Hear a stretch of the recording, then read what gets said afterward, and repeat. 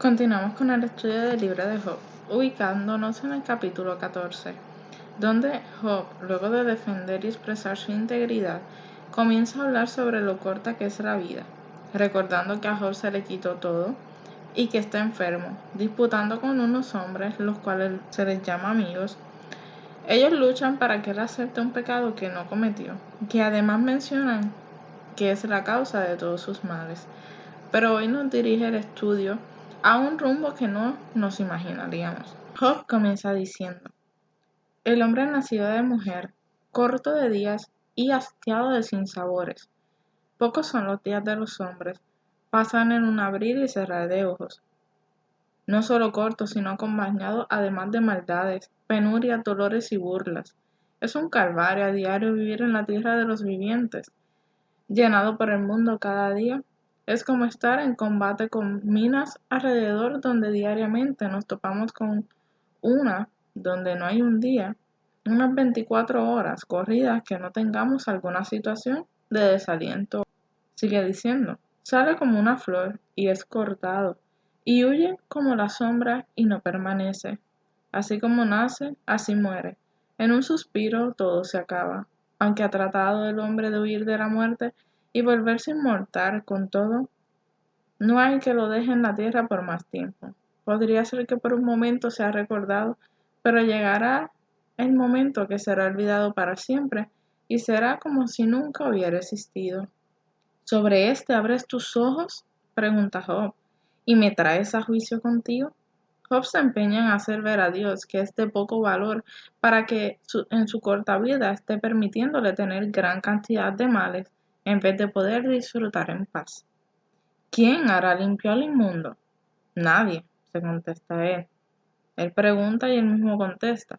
A los amigos de Job no hay quien haga hacer cambiar de parecer a un impío. No hay quien haga ver el mal a un impío, testarudo y desobediente. Humanos no pueden, pero solo Dios lo lograría, porque para Él no hay nada imposible. Ciertamente sus días están determinados, dice Job, y el número de sus meses está cerca de ti. Le pusiste límites de los cuales no pasará. Si tú lo abandonares, él dejará de ser.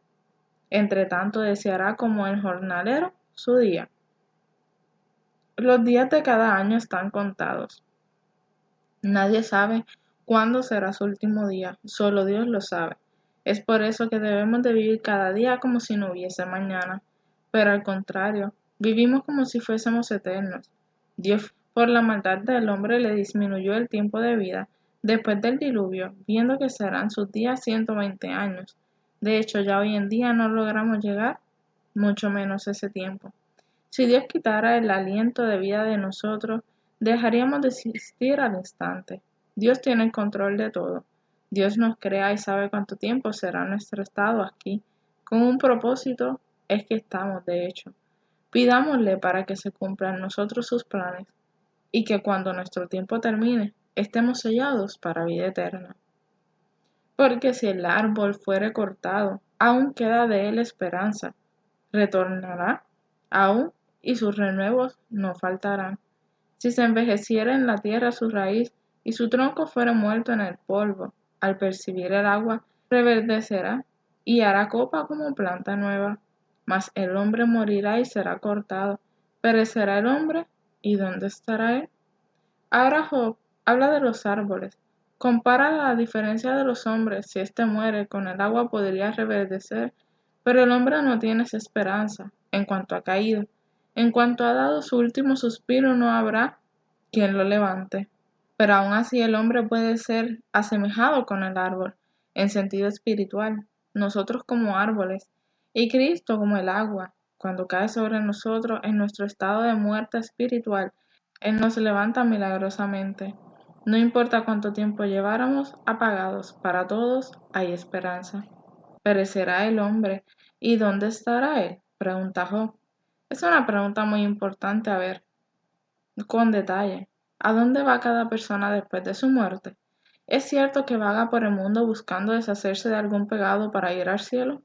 ¿O anda quemándose en el infierno? Pues busquemos la respuesta en la misma Biblia, en Eclesiastés 9, del 5 al 7. Porque los que viven Saben que han de morir, pero los muertos nada saben, ni tienen más paga porque su memoria es puesta en olvido. También su amor y su odio y su envidia fenecieron ya, y nunca más tendrán parte en todo lo que se hace debajo del sol. Hablando está de que nosotros sabemos que vamos a morir, pero muy claramente dice aquí que los muertos no saben nada, que no sienten ni padecen, y contesta este versículo las preguntas que nos hicimos diciendo además que no tienen más parte en la tierra. Esto está muy claramente explicado y no hay más que buscar, pero si por las dudas hay tres aspectos que tocar sobre el estado de los muertos. El primero es que dice aquí, en Eclesiastés 5, que no saben nada. Con eso debemos entender que se ha quedado en blanco. Pero bueno, para dar más fuerza a lo dicho, que quede bien claro, sigue diciendo además que su memoria quedó en el olvido. Así que no sienten, no padecen, no piensan. Y termina el tercer aspecto, en que nunca más tienen parte en los actos de debajo del sol. Así que muy claramente se nos expresa que no vienen a la tierra, no van al cielo, simplemente la materia se entierra y el alma vuelve al Padre, pero la persona compuesta de la materia y el espíritu ya dejó de ser. Así que cuando piensen o hablen acerca de esto, recuerden los tres caracteres de los muertos. No saben, no sienten y no tienen más parte en la tierra. Hay una sola persona que lo puede explicar mejor que yo, y ya habla de ella anteriormente. Durante su vida escribió más de 5.000 artículos de periódicos y 40 libros. Actualmente, incluyendo las compilaciones de 100.000 páginas de manuscritos, se han publicado cerca de 100 libros, los cuales han sido traducidos a los principales idiomas del mundo. Así nos lo explica Wikipedia. Antes de decirle quién es, tienen que escuchar sus palabras. Y así como hemos hablado de que el paladar gusta las viandas y que nosotros gustamos de igual manera las palabras y las aceptamos o no, para entonces debemos primero de probarlas. Prueben conmigo las grandiosas palabras de esta mujer, hablándonos al respecto, en el libro El conflicto de los siglos, capítulo 35. Y ella comienza diciendo: la obra ministradora de los santos ángeles, tal cual está presentada en las Santas Escrituras, es una verdad de las más alentadoras y de las más preciosas para todo discípulo de Cristo. Pero la enseñanza de la Biblia acerca de este punto ha sido oscurecida y pervertida por los errores de la teología popular. La doctrina de la inmortalidad natural, tomada en un principio de la filosofía pagana e incorporada a la fe cristiana en los tiempos tenebrosos de la gran apostasía, ha suplantado la verdad tan claramente enseñada por la Santa Escritura, de que los muertos nada saben. Multitudes han llegado a creer que los espíritus de los muertos son los espíritus ministradores enviados para hacer servicio a favor de los que han de heredar la salvación. Y esto a pesar del testimonio de las Santas Escrituras respecto a la existencia de los ángeles celestiales y a la relación que ellos tienen con la historia humana desde antes que hubiese muerto hombre alguno. La doctrina de que el hombre queda consciente en la muerte, y más aún la creencia de que los espíritus de los muertos vuelven para servir a los vivos, preparó el camino para el espiritismo moderno. Si los muertos son admitidos a la presencia de Dios y de los santos ángeles, y si son favorecidos con conocimientos que superan en mucho a los que poseían anteriormente, ¿por qué no habrían de volver a la tierra para iluminar e ilustrar a los vivos? Sí, como lo enseñan los teólogos populares, los espíritus de los muertos se ciernen en torno de sus amigos en la tierra. ¿Por qué no les sería permitido comunicarse con ellos para prevenirlos del mal o para consolarnos en sus penas? ¿Cómo podrán los que creen en el estado consciente de los muertos rechazar lo que les viene cual luz divina comunicada por espíritus glorificados? Representan un medio de comunicación considerado sagrado del que Satanás se vale para cumplir sus propósitos. Los ángeles caídos que ejecutan sus órdenes se presentan como mensajeros del mundo de los espíritus, al mismo tiempo que al príncipe del mal asevera poner a los vivos en la comunicación con los muertos, ejerce también su influencia fascinadora sobre las mentes de aquellos. Satanás puede evocar ante la mente de los hombres la apariencia de sus amigos fallecidos. La imitación es perfecta. Los rasgos familiares, las palabras y el tono son reproducidos con una exactitud maravillosa. Muchas personas se consuelan con la seguridad de que sus seres queridos están gozando las delicias del cielo y sin sospechar ningún peligro, dan oído a espíritus seductores y enseñanzas de demonios. Después que Satanás ha hecho crear a esas personas que los muertos vuelven en realidad a comunicarse con ellas, hace aparecer a seres humanos que murieron sin preparación. Estos aseguran que son felices en el cielo y hasta que ocupan allí cargos elevados, por lo que se difunde el error de que no se hace diferencia entre los justos y los injustos. Esos visitantes del mundo de los espíritus dan a veces avisos de advertencias que resultan exactos. Luego que se han ganado la confianza, presentan doctrinas que de hecho destruyen la fe en las Sagradas Escrituras. Aparentando profundo interés por el bienestar de sus amigos en la tierra, insinúan los errores más peligrosos, el hecho de que dicen algunas verdades y pueden a veces anunciar acontecimientos, da a sus testimonios una apariencia de verosimilitud, y sus falsas enseñanzas son aceptadas por las multitudes con tanta diligencia y creencias tan ciegas, como si se tratara de las verdades más sagradas de la Biblia. Se rechaza la ley de Dios, se desprecia el Espíritu de gracia y se considera la sangre de la alianza como cosa profana. Los espíritus niegan la divinidad de Cristo y hasta ponen al Creador en el mismo nivel que ellos mismos. Bajo este nuevo disfraz, el gran rebelde continúa llevando adelante la guerra que empezó en el cielo y que se prosigue en la tierra desde hace unos 6000 años. Muchos tratan de explicar las manifestaciones espiritistas atribuyéndolas por completo al fraude y a juego de manos de los medios. Pero si bien es cierto que muchas veces se ha hecho pasar supercherías por verdaderas manifestaciones, no deja de haber habido también manifestaciones de poder sobrenatural. Los llamamientos misteriosos con que empezó el espiritismo moderno no fueron resultados de la superchería o de la astucia humana, sino obra directa en ángeles malos que introdujeron así uno de los engaños más eficaces para la destrucción de las almas. Muchos hombres serán entrampados por la creencia de que el espiritismo es tan solo una impostura humana, pero cuando sean puestos en presencia de manifestaciones cuyo carácter sobrenatural no puede negarse, serán seducidos y obligados a aceptar como revelación del poder divino. Estas personas no toman en cuenta el testimonio de las Santas Escrituras respecto a los milagros de Satanás y de sus agentes. No fue sino mediante la ayuda de Satanás que los nigromantes de Faraón pudieron imitar la acción de Dios. San Pablo declara que antes de la segunda venida de Cristo habrán manifestaciones análogas del poder satánico. La verdad del Señor debe ser precedida de la operación de Satanás con todo poder y con señales y con maravillas mentirosas y con todo el artificio de la injusticia. Y el apóstol San Juan, describiendo el poder milagroso que se ha de dar a conocer en los últimos días, declara obras grandes, prodigios, de tal modo que hace descender fuego del cielo a la tierra a la vista de los hombres y engaña a los que habitan sobre la tierra por medio de las señales que se le ha dado el poder de hacer. Lo que se predice aquí no es una simple impostura. Los hombres serán engañados por los milagros que los agentes de Satanás no solo pretenderán hacer, sino que de hecho tendrán poder de realizar. El príncipe de las tinieblas, que por tanto tiempo ha estado empleando los poderes de su inteligencia superior en la obra de engaño, adapta hábilmente sus tentaciones a los hombres de todas las edades y condiciones. A las personas culturas y refinadas les presenta el espiritismo bajo sus aspectos más sutiles e intelectuales y así consigue atraer a muchos a sus redes.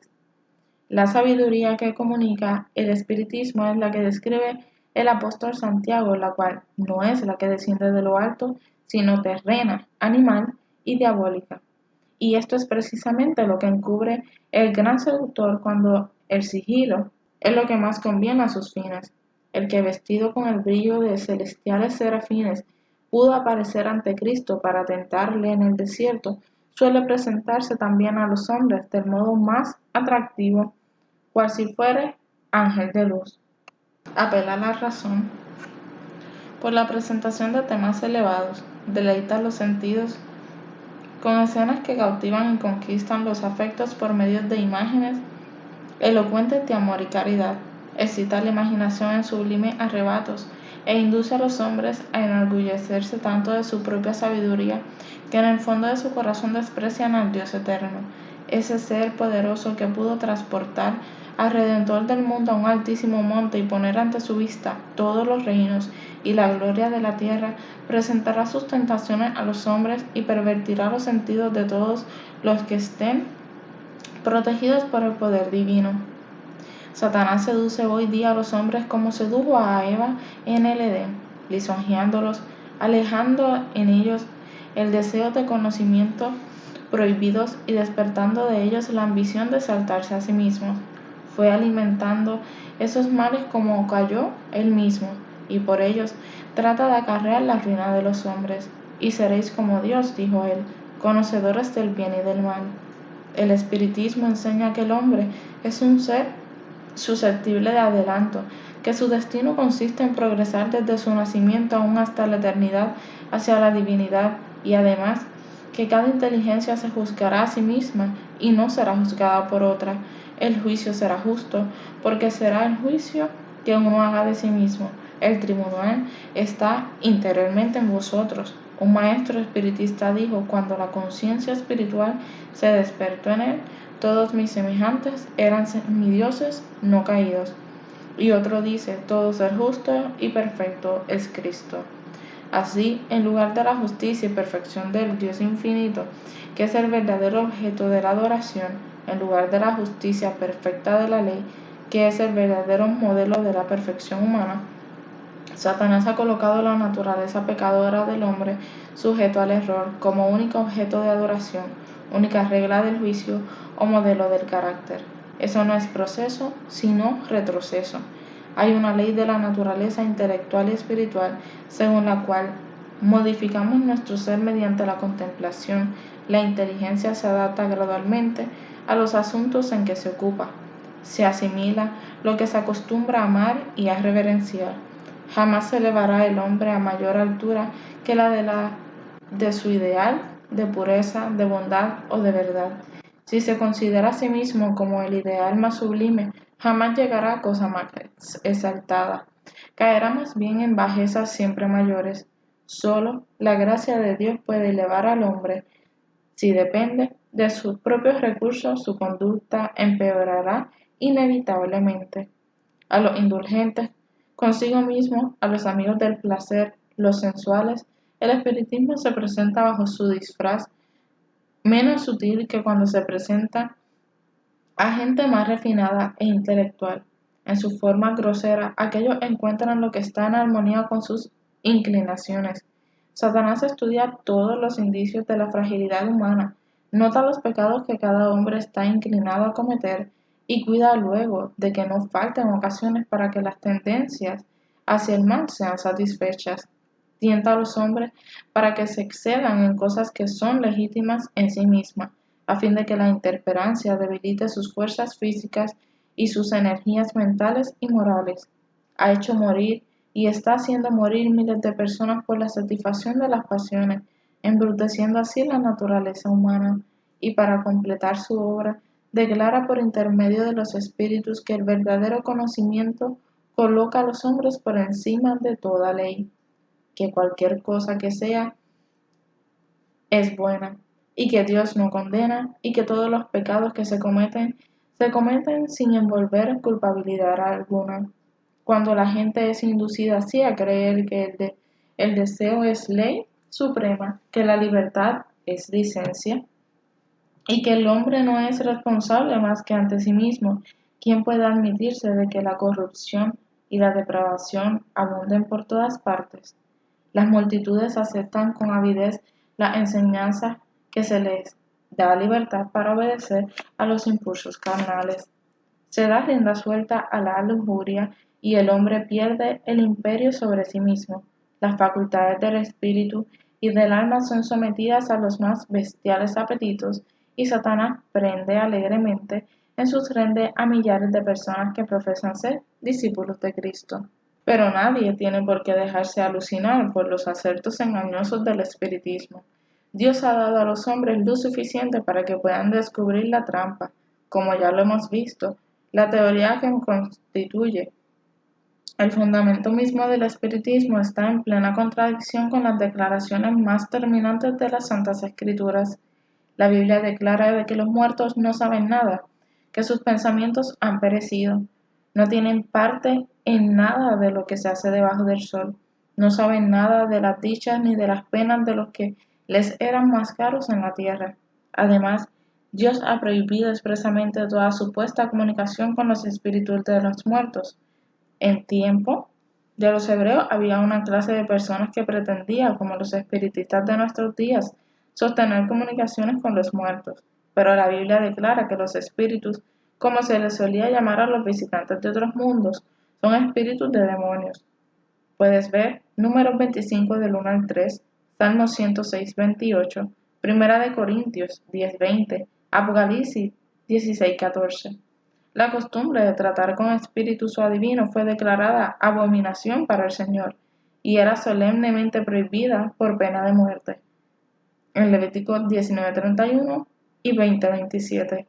Aún el hombre de la hechicería es objeto de desprecio en la actualidad. El acerto de que los hombres pueden tener comunicación con malos espíritus es considerado como una fábula de la Edad Media, pero el espiritismo, que cuenta con centenares de miles y hasta con millones de adherentes, que se ha abierto camino entre las sociedades científicas, que ha invadido iglesias y que ha sido acogido con favor entre los cuerpos legislativos y hasta en las cortes de los reyes, se trata de un engaño colosal.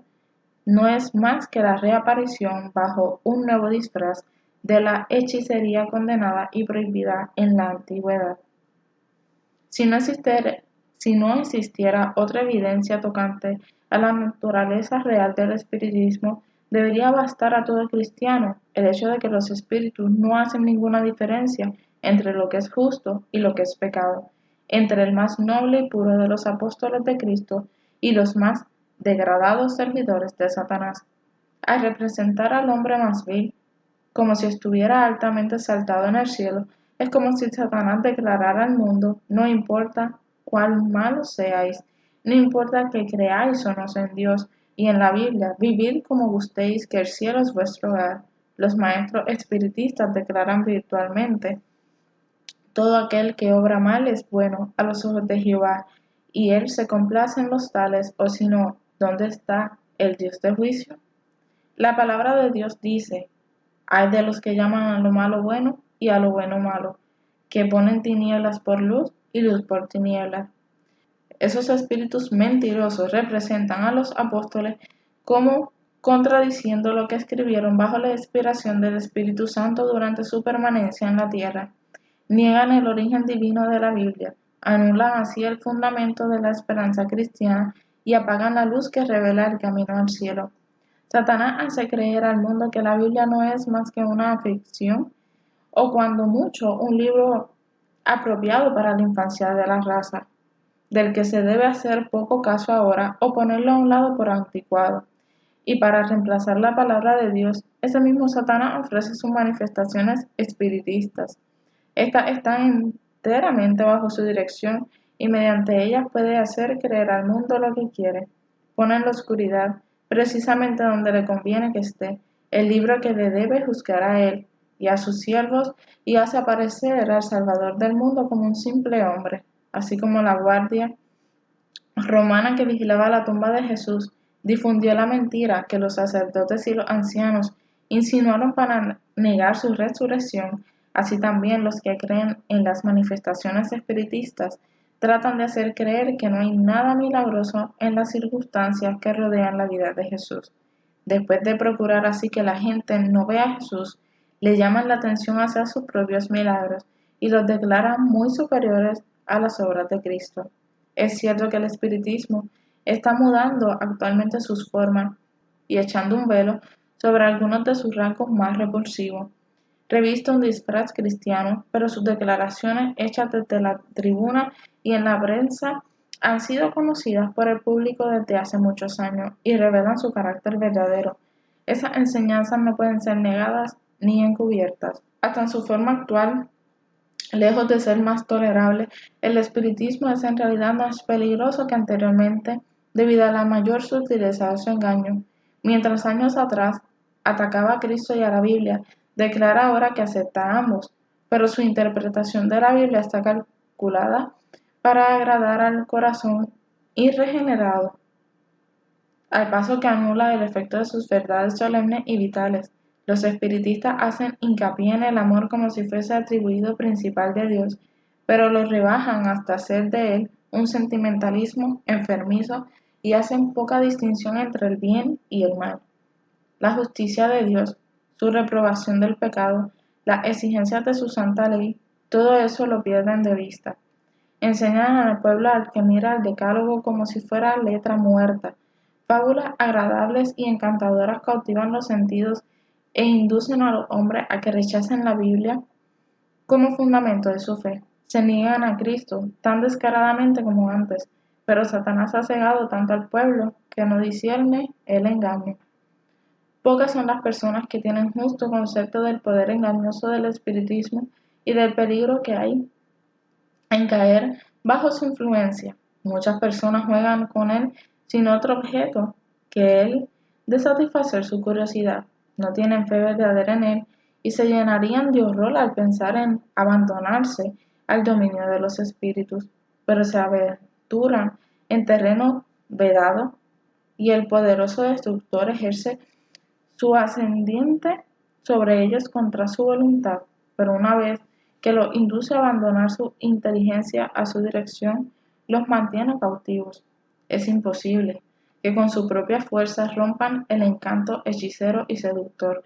Solo el poder de Dios otorgado en contestación a la fervorosa oración de fe puede libertar a esas almas prisioneras. Todos aquellos que conservan y cultivan rasgos pecaminosos de carácter o que fomentan un pecado conocido atraen las tentaciones de Satanás. Se separan de Dios y de la protección de sus ángeles y cuando el maligno les tiende sus redes quedan indefensos y se convierten en fácil presa. Los que de tal suerte se abandonan al poder satánico no comprenden a dónde los llevará su conducta, pero después de haberlos subyugado por completo, el tentador los empleará como agentes para empujar a otros a la ruina. El profeta Isaías dice, y cuando os dijeren, acudid a los espíritus y a los adivinos que chirrían y mascullan, responded, ¿no debe un pueblo acudir más bien a Dios? Por los vivos, ¿acaso se ha de acudir a los muertos? A la ley y al testimonio. Si no hablaren conforme a esta palabra, son aquellos para quienes no ha amanecido. Si los hombres hubiesen querido recibir la verdad tan claramente expresada en las Santas Escrituras, referente a la naturaleza del hombre y al estado de los muertos, reconocerían en las declaraciones y manifestaciones del espiritismo la operación de Satanás con poder y con prodigios mentirosos, pero en vez de renunciar a la libertad, tan cara al corazón pecaminoso y a sus pecados favoritos, la mayoría de los hombres cierra los ojos a la luz y sigue adelante sin cuidarse de las advertencias, mientras Satanás tiende sus lazos en torno de ellos y los hace presa suya, por cuanto no admitieron el amor de la verdad para quienes fueron salvos. Dios les envía la eficaz operación de error, a fin de que crean a la mentira. Los que se oponen a las enseñanzas del espiritismo atacan no solo a los hombres, sino también a Satanás y a sus ángeles. Han emprendido la lucha contra principados, potestades y malicias espirituales en los aires. Satanás no cederá una pulgada de terreno mientras sea rechazado por el poder del mensajero celestial. El pueblo de Dios debe hacerle frente como lo hizo nuestro Salvador con las palabras escrito está. Satanás puede visitar las Santas Escrituras como en tiempos de Cristo y volverá a pervertir las enseñanzas de ellas para sostener sus engaños. Los que quieran permanecer firmes en estos tiempos de peligro deben comprender por sí mismos el testimonio de las Escrituras. Muchos tendrán que vérselas con espíritus de demonios que personificarán a parientes o amigos queridos y que proclamarán las herejías más peligrosas. Estos espíritus apelarán a nuestros más tiernos sentimientos de simpatía y harán milagros con el fin de sostener sus asertos. Debemos estar listos para resistirles con la verdad bíblica de que los muertos no saben nada y de que los que aparecen como tales son espíritus de demonios. Es inminente la hora de la tentación que ha de venir en todo el mundo para probar a los que moran en la tierra. Todos aquellos cuya fe no esté firmemente cimentada en la palabra de Dios serán engañados y vencidos. La operación de Satanás es, con todo el artificio de la injusticia, a fin de alcanzar dominio sobre los hijos de los hombres, y sus engaños seguirán aumentando. Pero solo puede lograr sus fines cuando los hombres ceden voluntariamente sus tentaciones, los que busquen sinceramente el conocimiento de la verdad y se esfuerzan en purificar sus almas mediante la obediencia, haciendo así lo que pueden en preparación para el conflicto, encontrarán seguro refugio en el Dios de la verdad. Por cuanto han guardado la palabra de mi paciencia, yo también te guardaré. Es la promesa del Salvador. Él enviará todos los ángeles del cielo para proteger a su pueblo antes de permitir que una sola alma que confíe en él sea vencida por Satanás. El profeta Isaías describe el terrible engaño que seducirá a los impíos y les hará creerse al amparo de los juicios de Dios. Hemos hecho pacto con la muerte y con el infierno tenemos hecho convenio. Cuando pasare el azote, cuando torrente, no nos alcanzará, porque hemos puesto las mentiras por nuestro refugio y entre los embustes nos hemos escondido.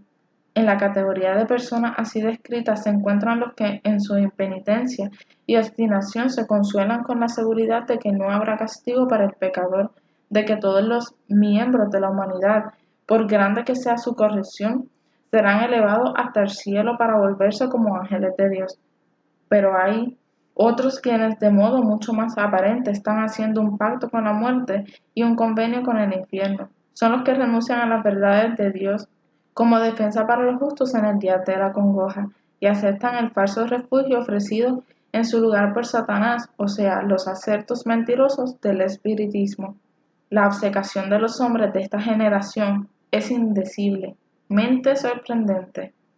Miles de personas rechazan la palabra de Dios como si no mereciese fe, mientras aceptan con absoluta confianza los engaños de Satanás. Los incrédulos y escarnecedores denuncian el fanatismo, como lo llaman, de los que luchan por la fe de los profetas y de los apóstoles y se divierten ridiculizando las solemnes declaraciones de las santas escrituras referentes a Cristo, al plan de la salvación y a la retribución que espera a los que rechazan la verdad. Fingen tener gran lástima por espíritus tan estrechos, débiles y supersticiosos que atacan los mandatos de Dios y satisfacen las exigencias de su ley. Hacen alarde de tanto descaro como si en la realidad hubiesen hecho un pacto con la muerte y un convenio con el infierno, como si hubiesen elevado una barrera insalvable e indestructible entre ellos y la venganza de Dios. Nada puede despertar sus temores, se han sometido tan completamente al tentador, están tan ligados a él y tan dominados por su espíritu que no tienen ni fuerza ni deseos para escapar de su velo. Satanás ha estado preparándose desde hace mucho tiempo para su último esfuerzo para engatusar al mundo. El cimiento de su obra lo puso en la afirmación que hiciera a Eva en el Edén. De seguro que no moriréis. En el día que comiereis de él, vuestros ojos serán abiertos y seréis como Dios, conocedores del bien y del mal.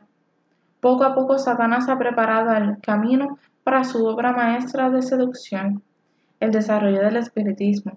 Hasta ahora no ha logrado realizar completamente sus designios, pero lo conseguirá en el poco tiempo que nos separe el fin.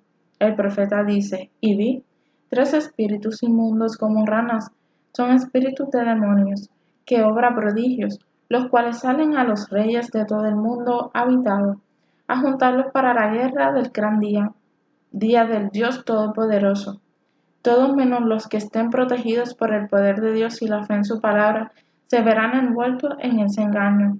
Los hombres se están dejando adormecer en una seguridad fatal y solo despertarán cuando la ira de Dios se derrame sobre la tierra. Dios el Señor dice, también pondré el juicio por cordel y la justicia por plomada. y la granizada barrerá el refugio de mentiras, y las aguas arrebatarán vuestros escondrijos. Asimismo vuestro pacto con la muerte será anulado, y vuestro convenio con el infierno no quedará en pie. Cuando pasare el azote, cual torrente, vosotros seréis sollados de este invasor. Aquí acaban las palabras de el capítulo que estamos leyendo. Para mí siempre han sido bien impresionantes las palabras de este escritor. La quise compartir porque no importaba de qué manera yo resumiera esto en mis propias palabras, no iba a poder tocar tan profundamente los dichos de ella y lo importante que son. De verdad siento que mancillo las palabras que acaba de decir al yo ponerme a explicar o a comentar algo más. Pueden ustedes mismos buscar en el libro El conflicto de los siglos y poder leerlo con más detalle. Esto mismo le puedo poner en la descripción, donde yo lo encontré en el capítulo 35, lo encontré en el mismo Google. Cómo es que ella nos está explicando que en realidad lo que sucede con el estado de los muertos. Las personas son engañadas y todo es con el fin de que Satanás quiere hacerle daño a Cristo. Y lo hace a través de engañando a personas que son semejanza de Cristo y llevándose a las almas con Él. Él ya está condenado y nosotros sabemos cuál será su fin, pero Él no quiere irse solo y quiere, ya que no le puede hacer daño a Cristo. Ya lo intentó, pero Cristo resucitó y Cristo salió vencedor de esa tumba. Y amén, y así sea, la gloria y la honra, porque gracias a eso nosotros tenemos la redención. Pero gracias o a causa de que Él no le pudo hacer daño y no lo pudo dejar en las manos de la muerte, entonces Él nos quiere hacer daño a nosotros. Debemos de ser bien astutos y acercarnos a Dios. Mientras yo les comparto cada semana estos versículos y estas palabras, yo llevo una lucha, llevamos hace un año mi familia y yo una lucha inmensa. Y vamos viendo cómo es que se acerca cada día el día de la decisión final. Porque tú y así como yo, así como cada ser de esta faz de la tierra, un ser pensante, ¿verdad? Tenemos que tomar una decisión, si por Cristo o por Satanás. No hay un punto medio. Y te invito hoy a que aceptes a Cristo. No hay nada más que buscar. Él ha muerto por ti, dio su vida por ti. Y antes de que existiera todo esto, antes de que existiera el mundo tan siquiera, Él ya te amaba. Y no importa qué tú hayas hecho, Él está esperando por ti con los brazos abiertos. Él contó una historia para cerrar. Él contó una parábola y dijo que había un padre que tenía 2 hijos y el menor pidió su herencia. Y con su herencia fue y malgastó el dinero, viviendo vanamente y alocadamente, gastando en mujeres y en amigos y en bebelatas. Y allá cuando se quedó sin dinero, fue a trabajar a lo más desagradable que podría existir en ese tiempo y hasta ahora, que era trabajando con puercos, alimentándolos. Y cuando se vio en ese estado, quizás ensuciado con el barro, maloliente, deseando comer esa algarroba y esos alimentos que se le echaban a los puercos, él pensó y dijo: ¿por qué yo estoy pasando esto si en la casa de mi padre allí sus sirvientes y sus ayudantes comen bien y visten bien y huelen bien? Yo voy a volver y le voy a pedir a mi padre que me permita ser uno más de ellos. Cuando él volvió, su padre estaba todos los días esperándolo allí afuera, esperando que su hijo volviera, y cuando lo vio así de lejos, su padre corrió a él y no le importó su olor ni su estado. Lo abrazó y lo recibió. Y de hecho hizo una fiesta, llamó para que mataran al cordero más grande y entonces le dio hasta su anillo. Le volvió a dar el lugar de su hijo. Entonces nosotros somos como ese hijo pródigo y ese padre es como Dios. Dios nos espera con los brazos abiertos y Dios lo que espera es que nosotros regresemos. Lo importante es que regresemos. Si no has caído, amén, gloria a Dios. Dios te libre de que te vayas. Pero si ya te fuiste y estás escuchando esto, vuelve antes que sea demasiado tarde. Y me despido diciendo, Dios te bendiga y te guarde. Dios haga resplandecer su rostro sobre ti y tenga de ti misericordia. Dios alce a ti su rostro y ponga en ti paz.